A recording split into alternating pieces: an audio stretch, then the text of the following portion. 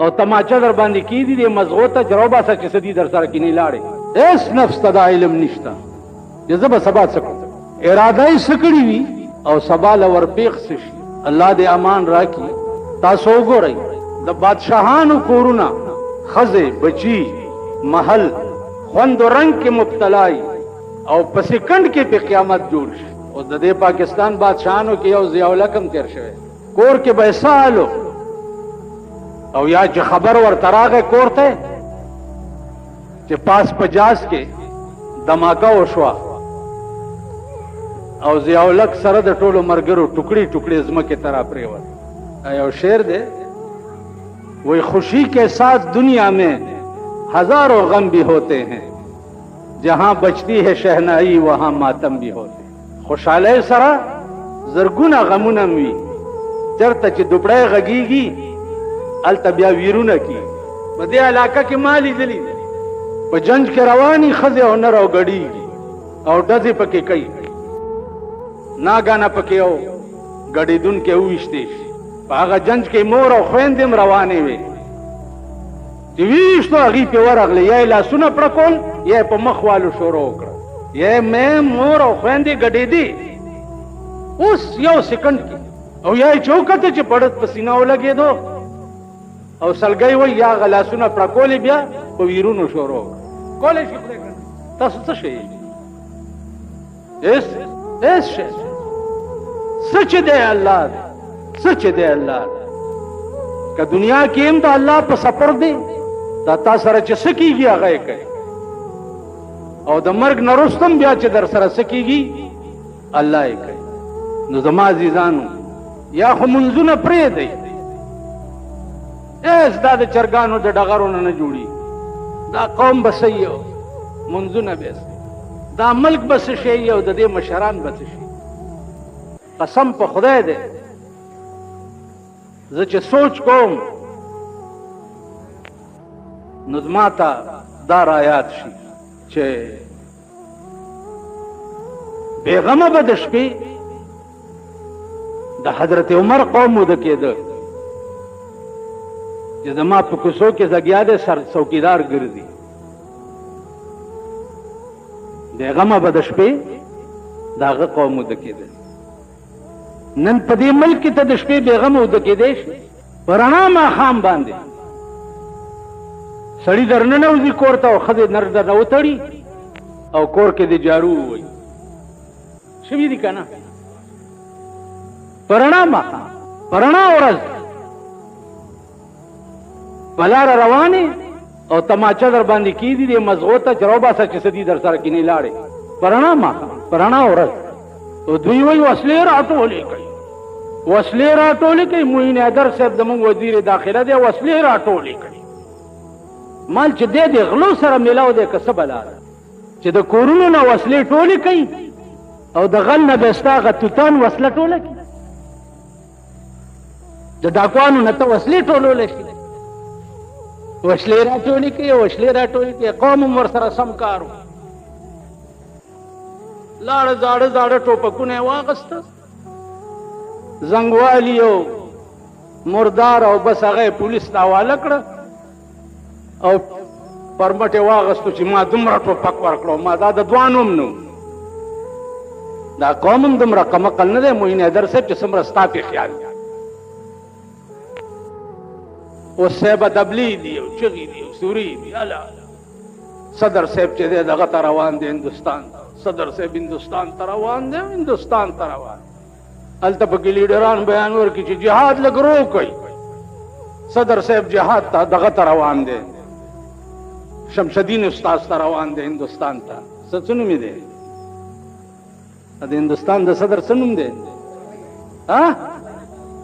واجپائی دا اوس څه نوم دی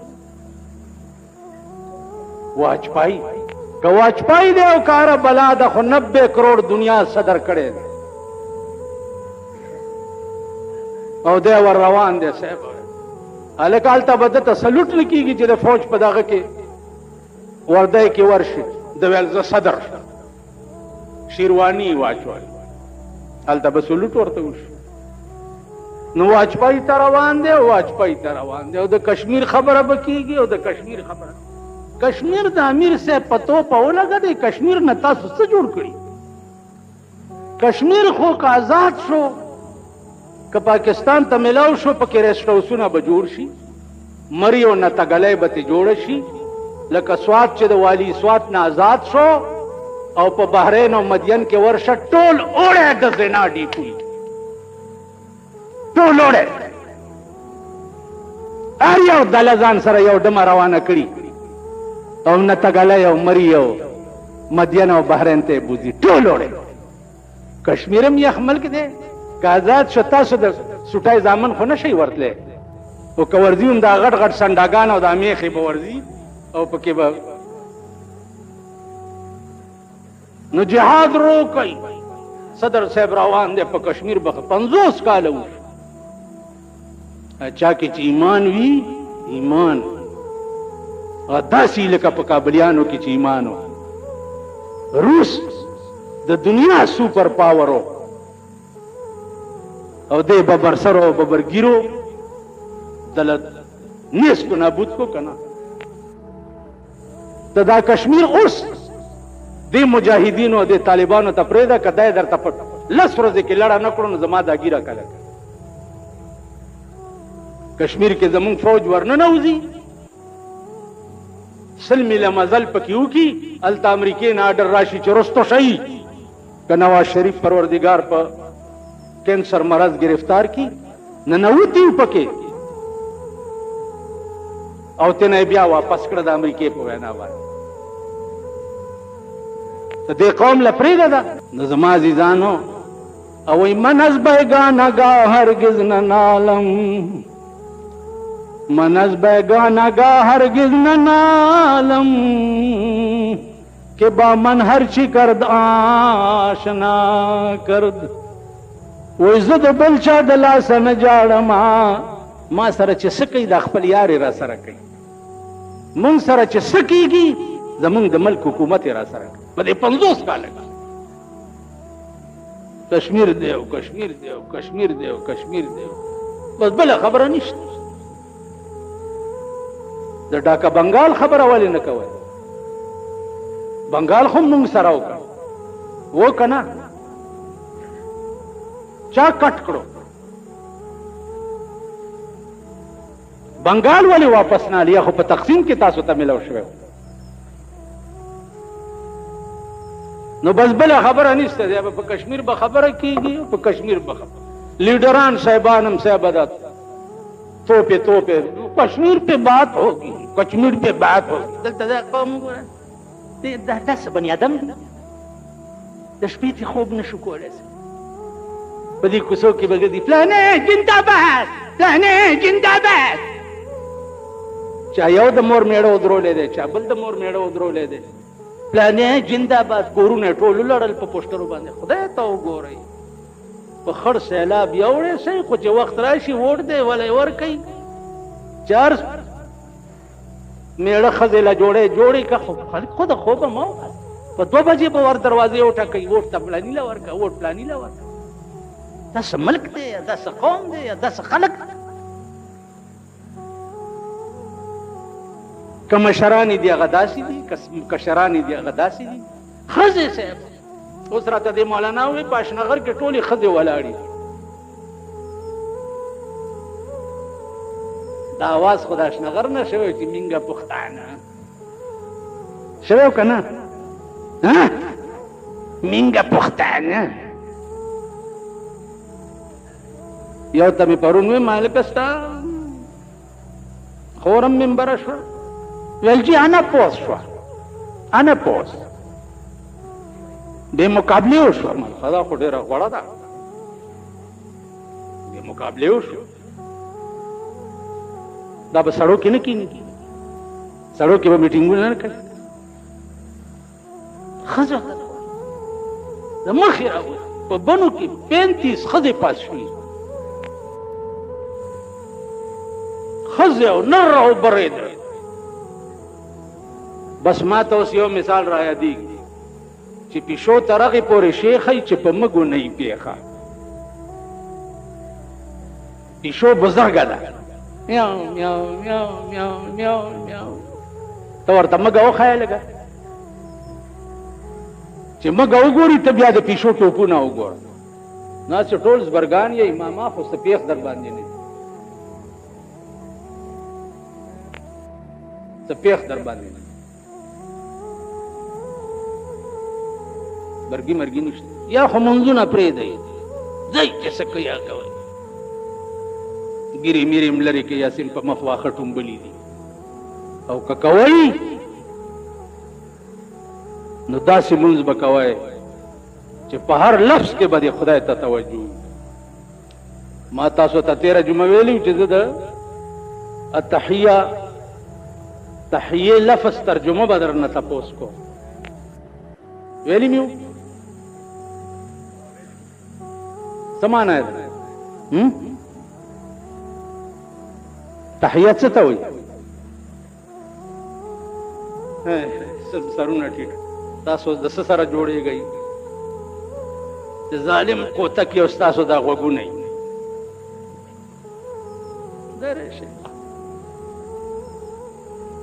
ما ته څوک وایي ته د ملا یې زه ملا څه ملا یې خو چې څنګه یې می وي هسې جی وي څنګه قوم دی داسې ملیان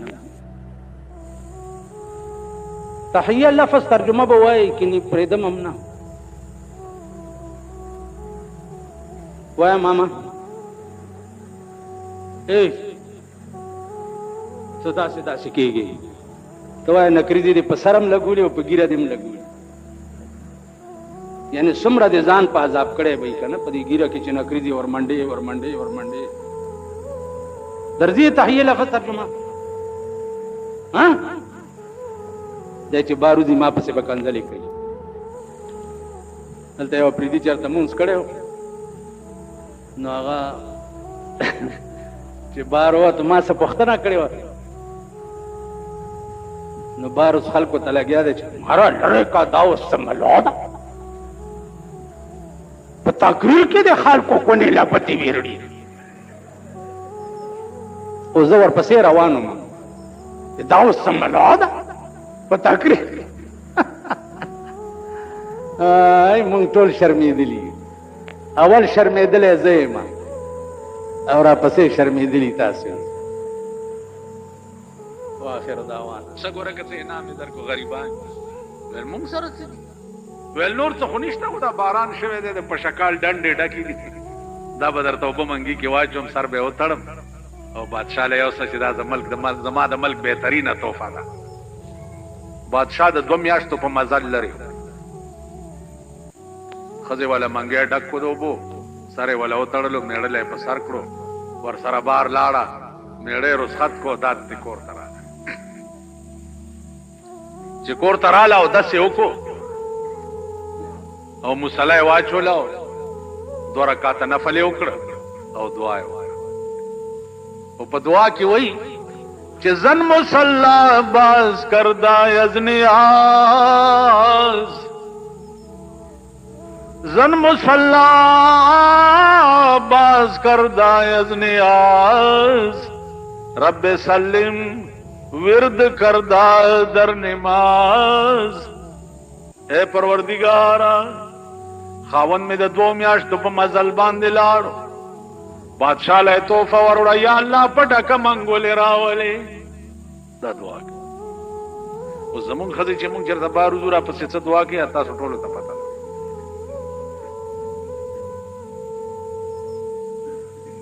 سړی ورسېدو بادشاه ته درخواست یې وکړو جي یو سړی راغلی دی تحفه یې راوړې بادشاه وی رانونه یې باسئ څه تحفه یې راوړې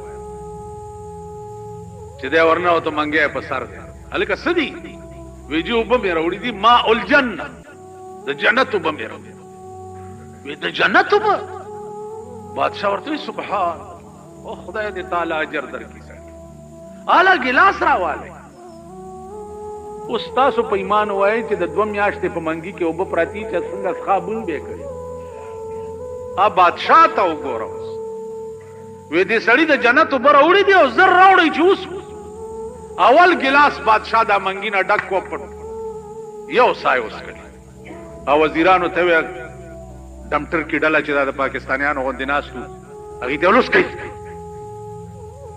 اوس چې بادشاه اوس کې کمې اوبه وزیر به ونس کي چې دا غاښونه پې ماتوي که نه ماتوي نو هغې هم اوس کوي بادشاه وایي دې سړي ته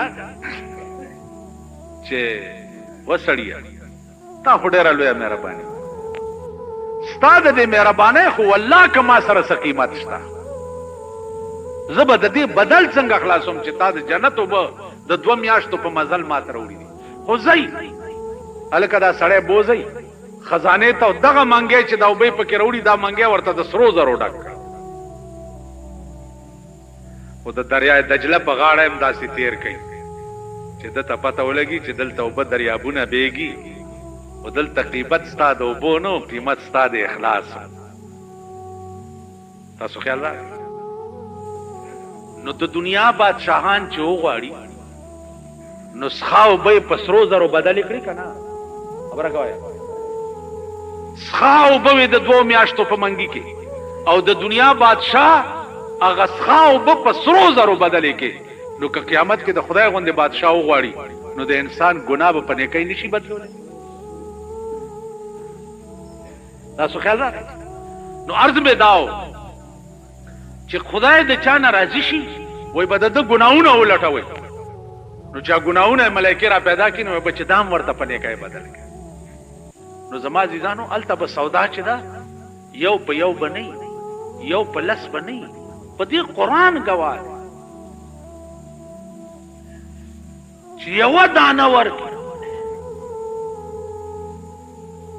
نو د دې مثال د څه شي دی د دې مثال د یو دانې دی چې ته وکړي او هغه 2 وږي وکړي او هر وږي کې سل دانې فی کل سنبلة 100 حبه او بیا والله یضاعف لمن یشاء الله وی یوازې یو په 200 به نه چې زما رضا وشي دینه بم زیات نو یو په سوونو یو په زرګونو یو په لګونو یو په اربونو یو په کربونو داسې اجر او ثواب به ورکړي خو لوی مین پوینټ چې پکې دی کوم هغه دا دی چې 24 غنټې به هر سړي ته د خدای رضا لټول پکار 24 غنټې ستا تصور بدای چې خدای هغه کار مې د لاسه کوه چې ته پې راضي شي نو چې الله راضي شو نو ټول کائنات ستا دی ارس ستا دی چې هغه راضي نه و ارس ستا دی اسم ستا نشته خدای خبره پوهېږئ که ارس ستایي اس ستا نشته او چا راضي شو ارس ستا دی واخر دعوانا نحمده ونستعينه ونستغفره ونؤمن به ونتوكل عليه ونعوذ بالله من شرور أنفسنا ومن سيئات أعمالنا من يهده الله فلا مضل له ومن يضلله فلا هادي له ونشهد أن لا إله إلا الله وحده لا شريك له ونشهد أن سيدنا ومولانا محمدا عبده ورسوله سيد المرسلين وخاتم النبيين كما قال الله تعالى في شان حبيبه إن الله وملائكته يصلون على النبي يا أيها الذين آمنوا صلوا عليه وسلموا تسليما اللهم صل وسلم وبارك عليه اللهم احفظنا يا فياز من جميع البلاء والآفات والقهط والطاعون والأمراض اللهم اعز الإسلام والمسلمين وذل الكفار والمشركين آمين يا مجيب السائلين اذكروا الله يذكركم وادعوه يستجب لكم ولذكر الله تعالى أعلى وأولى وأعز وأجل وأتم وأهم وأكبر والله يعلم ما تصنعون سووا صفوفكم فإن تسوية الصفوف من إقامة الصلاة بارك الله لنا ولكم في القرآن العظيم ونفعنا وإياكم بالآيات وذكر الحكيم إنه تعالى جواد قديم كريم ملك بر ورب الرؤوف الرحيم عزیزانو 13 جمعه باندې دا باس استاسو په مخ کې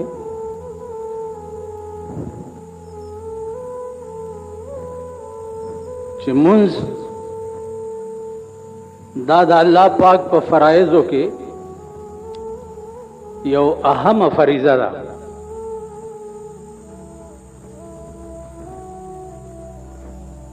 په دې بدا مهرباني کوئ چې په دې منځ کې تاسو څه وایئ نو په دې به ځان پوهوئ چې دا زه الله ته ولاړ یم زه څه وایم څه غواړم که تاسو خیال وکړئ دنیا کې هیڅ سائل هغه چې سوال کوي نو مطالبه پیش کی چې زه د فلانی شي سوال کوم دا الله غوندې عظیم ذات ته ته ولاړې او پوهېږې نه چې زه الله ته څه وایم یا الله نه څه غواړم لومبنی تصور به دې دا وي چې نیت وتړې او لاسونه وتړې نو تصور بدا کې چې یا الله زستا په در کې قیدی ولاړې ځان لمه پخپل هات کړای اچولی دا لاس داسې تړل دا کچا ګوتا او دا کټا ګوتا دا بده لاس نه تاو کې او دا درې ګوتې به په د پاسه راځي دا اتکړای شکل به جوړ دا اتکړای شکل به جوړ او دا تصور وکړي چې خدایا ته حاکم او زه درته قیدي ولاړې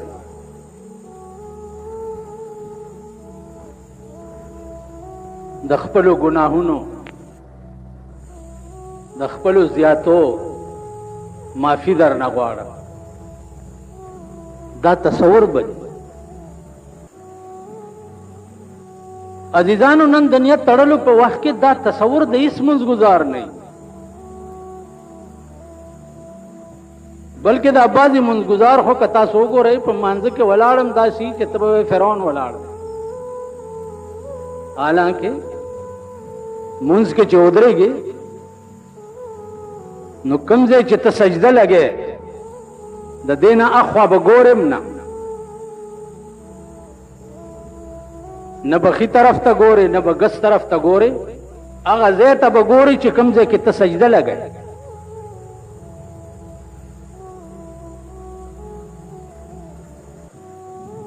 دا د منځ فلسفه ده که زمونږ منځونه داسې نه وي نو بیا دا منځ نه شو هسې د کارغانو ټونګې وال دي منځ نه شو بیا ما تاسو ته ویلي چې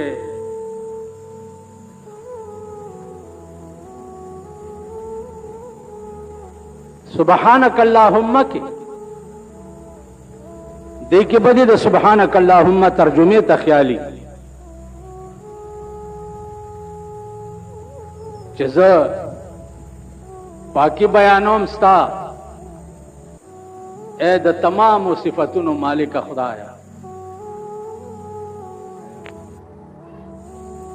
بیا به ما تاسو ته 13 جمعه ویلي چې لفظ حمد د دین او چت لفظ د چا په تعریف کې پیس جبه کې بل نشتا نو الحمد دا دومره اوچت لفظ انتخاب ولی وشو نو مولانا ابوالکلام آزاد دلته لیکلی دي چې جہاں حسن موجود ہو تو وہاں نگاہ عشق کیوں نہ ہو چرته چې حسن وی نو هلته نگاه د عشق ضرور وي تعریف همیشه د حسن کیږي د بدرنګ شي څوک تعریف نه کوي او نه د بدرنګ شي څوک صفت کوي تعریف همیشه د حسن کیږي نو دا الله نه زیات حسین څوک دی؟ او بیا الله په خپل وایي چې والله جمیل يحب الجمال. الله خسته دی او محبت هم د خسته شي سره. نو د الله نه زیات جمیل څوک دی او د الله نه زیات خسته څوک دی؟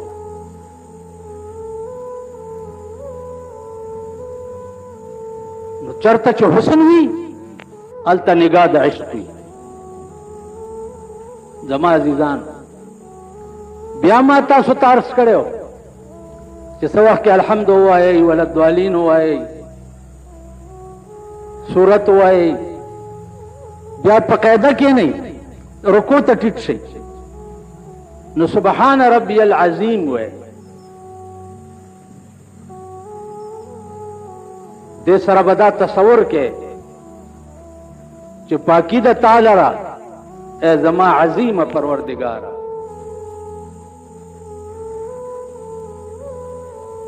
بیا به سمع الله لمن حمده ہوئے، تصور به دای چې الله حمد چې سو کوئی الله په خپل اوري. بیا به سجده ته لاړ شي، سبحان ربی الاعلی به ترجمه ته به خیالي چې پاکی دا رب زما لره چې هغه ډېر اعلی دی، دا غن اعلی او افضل بل څوک. بیا به په قاعده کې نه او تحیات به وایي. نو ما تاسو ته ویلي چې تحیت څه ته وایي؟ هغه 13 جمعه تاسو جوابونه نم چا مولانا تپوسو کو خوندم نشته. پوه شوې؟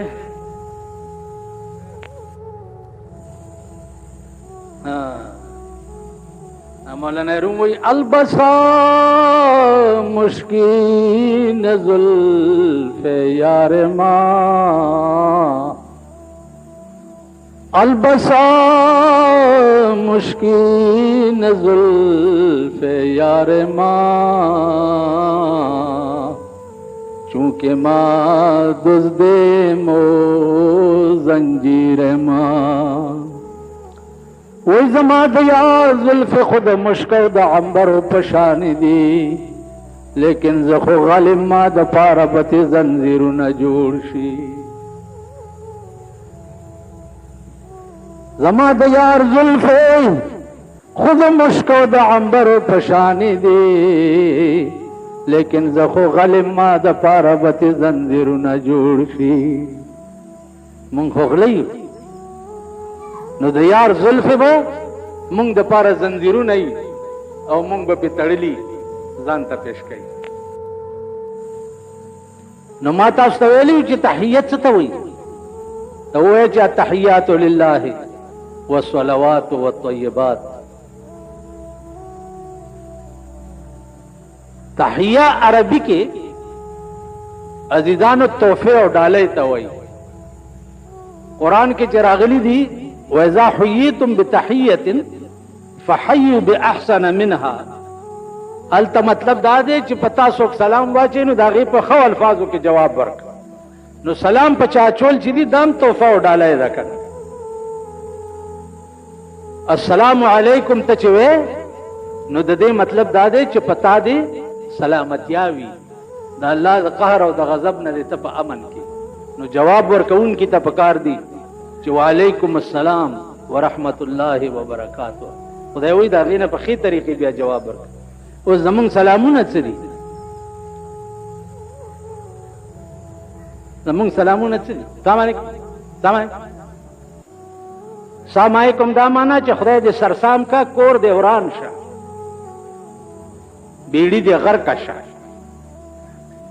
نو اللہ ټول ملک نن سرسام کرے دا کنا ټول ملک سرسام دے تھرو آؤٹ پاکستان سرسام.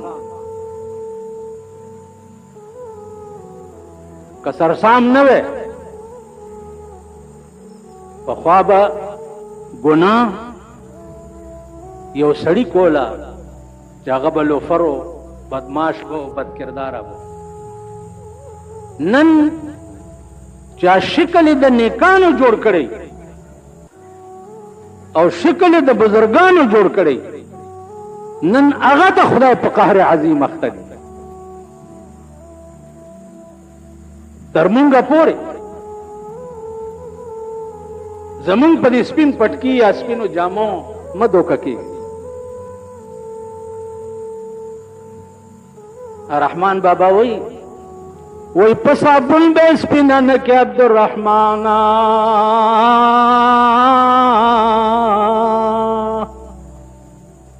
پسابن بے سپینن کے عبدالرحمن آشڑائی چی دا وڑائی اصل تور دے دا وڑائی شڑائی چی تورا پا لس لکا منا صابونی وینزا سپینا بینکی زمون فطرت گندا او پلیت دی مونږ په صابونونو نه سپین تر مونږه پورې د خدای په عظیم قهر گرفتار دي ټول ملک وګورئ الیکشن شو په دې ملک کې اندازه ولګوئ چې ښځې پکې څومره راغلي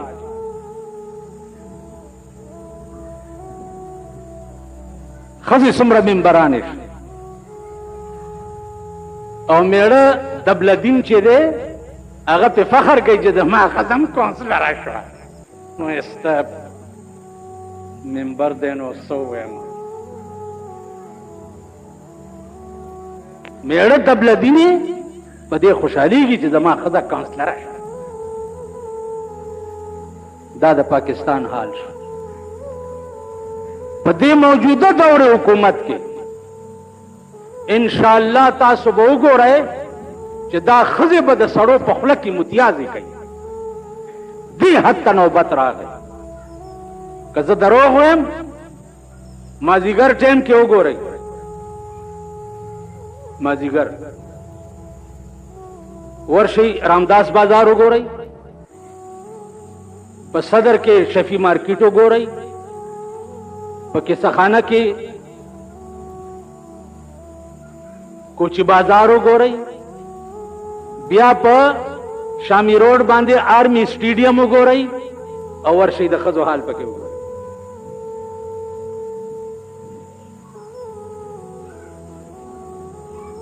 یو خو دا زما د تقریر ټیپونه خو ټوله دنیا اوري خو چې کوم ګیرې والا ښځه په سکوټر ځان پسې ګرځئ خدای او دیر سپارې قرآن ته وګوره چې دا ګیره کله کله د شرمېدلې بچیا دا ګیره کله کا چې دوه منیزه بوری د ځان پسې سواره کړي او ګیره د باد وی او روانه کړي دي دا ګیره کله کله ګیرې مه شرموئ ګیرې مونږو سلمولو اسلام مونږو شرمولو دین مونږو شرمولو زه اوس په دې یاره کې یم چې په پاکستان څخه د خدای عظیم قهر نازل نشي ځکه چې هره ګناه انتها ته ووته هره ګناه داسې ګناه پاتې نه شوه چې دې قوم ونه کړه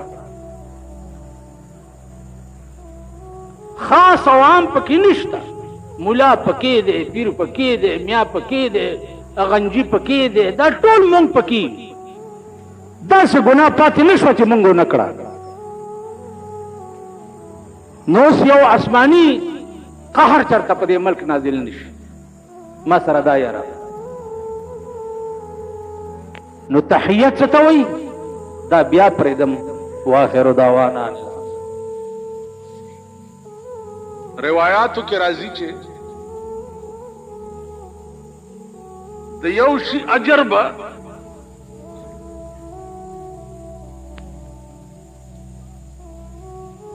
49 करोड़ भी हो 40 करोड़ भी हो 90 करोड़ भी हो 80 करोड़ भी हो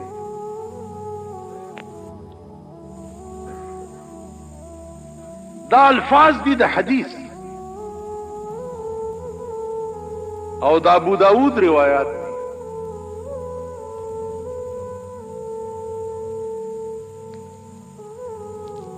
چا اعتراض کو چه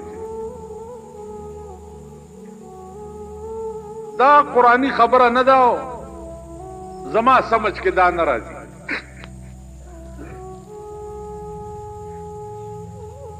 قرآنی خبره واو.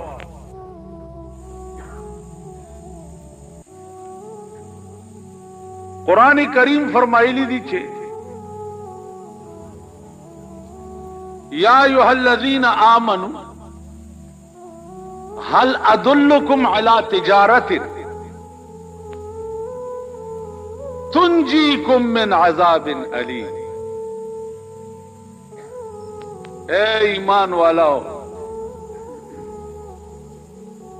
ز تاسو ته یو دلالت په یو داسې تجارت کو نه کما چې هغه تجارت تاسو ته نجات درکړي دغه عذاب دردناک.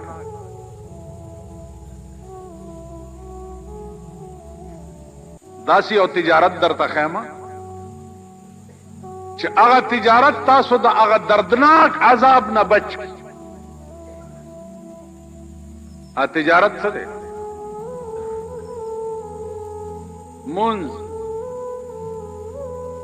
روجا، حج، زکات، کلمه، دا هغه تجارت. که تاسو دا څیزونه وکړه نو د عذاب علیم نه به بچ شئ. اوس عذاب علیم معلومیږي دا چې عذاب علیم عربی کې فعیل وزن دی. فعیل وزن کله په معنا د اسم فاعل راځي او کله په معنا د اسم مفعول راځي. دلته علیم په معنا د مولم دی، اسم مفعول په معنا د مولم. کم دردناک عذاب، هغه عذاب دردناک چې په خپل به دردیږي. هغه عذاب بداسي وی چې هغه به په خپل دردیږي. وای وای چغه به وای نو کتب کې وای وای چغه وې ا درد عذاب ته بس پروا نه راځي. الله دې امان راځي. یعنی یو سړی چې خپل لاس ماتي او خپای ماتي وای وای او تاوازو کې وای زما سر ماته نو ستا په سر مات باغله ته پروا ورځي. خبره کوي. اوس یو کوتا کرالما او تاسو ته د چا د املا وا ما به وای وای املا می ماته د بل په دا سر وا جی چې قابل د دې خو یې د بل په دا سر وا وای سر می مات نو املا والا ته وای سر می مات شو نو وای زما خپل املا مات نه دی به خو باسه د څه وای کنه. جهنم عذاب مولم وی. مولم دا معنا چې جهنم به خپل دردیږي او وای وای چغه به وای. دا کې براز دای کدا جهنميان پکې وای आवाज وکړي نو جهنم لبه سفروان. الله دې امان. نو الله فرمایي ز تاسو سره یو تاسو تجارت نکوم تنجیکم من عذاب علیم چې تاسو ته نجات درکې دا دردناک عذاب. یو دا بل ځکه قران کې راځي ان الله اشترى من المؤمنين انفسهم واموالهم بان لهم الجنه. الله وی ما تجارت کړې ده د مسلمانانو سره. تجارت ویلې شي خرید او فروخت. خرید او فروخت تجارت. ما تجارت کړې ده د مسلمانانو سره. څه تجارت نه کړې؟ ما غصبی دي. ان الله اشترى من المؤمنين اغسطی می دی د مؤمنانو نه څه شي انفسهم واموالهم د دوی نفسونه او د دوی مالونه. نفس او مال خدای وی ماته واغستو او په بدل کې می څه ورک به ان لهم الجنه په بدل کې می جنت ورک. نو د نفس او د مال په بدل کې تا ته جنت ملاو. استاد نفس څومره قیمت ته استاد مال څومره قیمت. تا سره به مال څومره څومره مال 10 زره به 20 زره به 10 لک به 20 لک به 10 کروڑه به 10 ارب به 10 قدم به 10 کرب به ځه 10 کرب روپے د جنت د یوې کمرې قیمت نه دی. د یوې کمرې 10 کرب روپے د جنت یوه کمره به د ملغلرې وي، یوه کمره د ملغلرې وي، او د هغې دا منځ به پلنوالی به د هغه کمرې چې دی رسول الله صلی الله علیه وسلم فرمایي 60 میلا، 80 میله به د هغې کمرې پلنوالی، لکه د پېښور نه واله تر انګو پورې دومره به هغه کمره پلنی، او وی به کمره د ملغلرې. نو 10 کربه روپۍ د جنت د یوې کمرې قیمت نه دی. تاسو خیال راغی؟ اوس تا خدای له 10 کربه روپۍ خو ورکړي نه دي که نه؟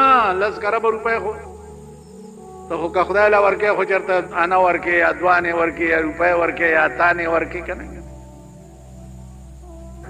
نو روپۍ او انا او اتانې او دوانې او څلورنې او 5 روپۍ او 6 روپۍ او 10 روپۍ او 20 روپۍ او 100 روپۍ تا خو خدای له دا ورکړي دي که. نو الله وایي ستا هغه 10 او 20 ما په دومره لوی قیمت ځان ته منظور کړي، په دومره لوی قیمت.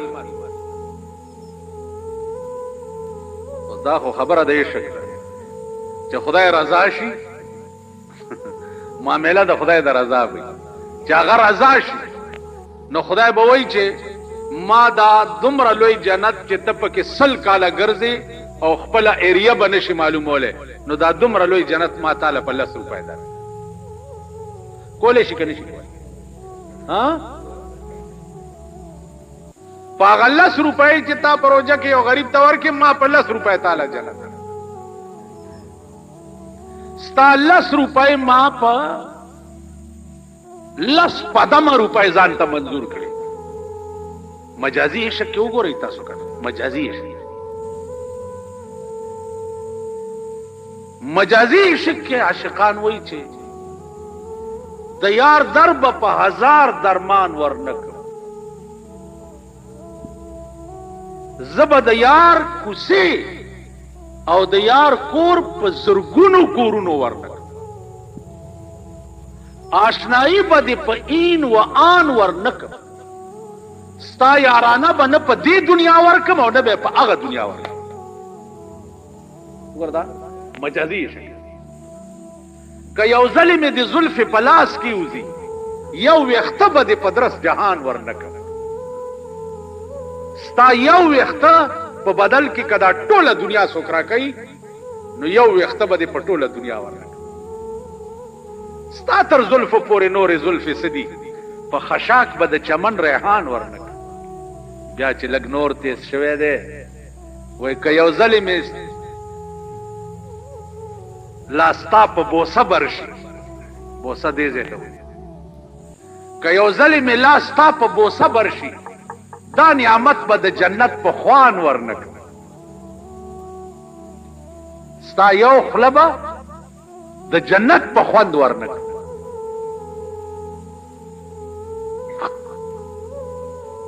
عقل حیران شي. که یو ځلې مې لاس تا په بوسه برشي، دا نعمت به د جنت په خوان ورنکم. پر رحمان دا ستا د شونډو جام حرام دی، سو د خپلو وینو جام تاوان ورنکم. تاسو خیال راغی؟ مجازي شي.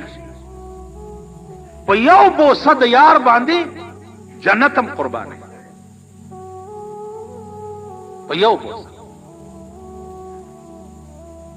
نو د دې وجه نه عرض دا چې معامله به د الله د طرف نه د مخلوق سره د مینې او د محبت او د عشق چې راضي شي، وایي بس تا هغه 10 روپۍ نه وي، هغه ما په 10 کربه ځان ته منظور کړ. او ملایکو ته به وایي د ده رجسټر یې وګورئ، ګناهونه یې ولټوئ، څومره ګناهونه یې چې کړي ټول ورته راټول کوي او په نیکۍ بدل کوي. سبحان الله وبحمده. ګناهونه ورته په نیکۍ بدل کوي. شارحین د حدیث دلته لږ متردد دي چې ګناه په نیکۍ څنګه بدلیږي. دا شی عقل کې نه راځي. ګناه به په نیکۍ څنګه بدلیږي. و دا خو اسانه خبره ده، ګناه به په نیکۍ څنګه بدلیږي.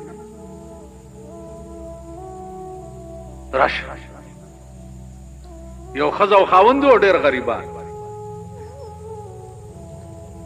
بادشاہ او د ملک هغې مشهوره وه د هغه متعلق چې دا بادشاہ چې څوک تحفه والا یو سي نو ډېر انعام ورکوي. دې ښځې ورته ویل سړیه ته م وله څه یو څه ګوره که څه انعام یې درکړو غریبان. ویل مونږ سره څه دي؟ ویل نور څه خو نشته، خو دا باران شوی دی د پشکال ډنډې ډکې دي، دا به درته اوبه منګي کې واچوم، سر به یې وتړم او بادشاه له یو څه چې دا زما د ملک بهترینه تحفه ده. بادشاه د 2 میاشتو په مزل لري. ښځې والا منګی ډک کړو د اوبو، سر یې والا وتړلو، میړله یې په سر کړو، ورسره بار لاړه، میړه یې رخصت کړو، داد ترې کور ته راغله. چې کور ته راله او داسې وکړو او مصلی یې واچوله او 2 رکعته نفل یې وکړه.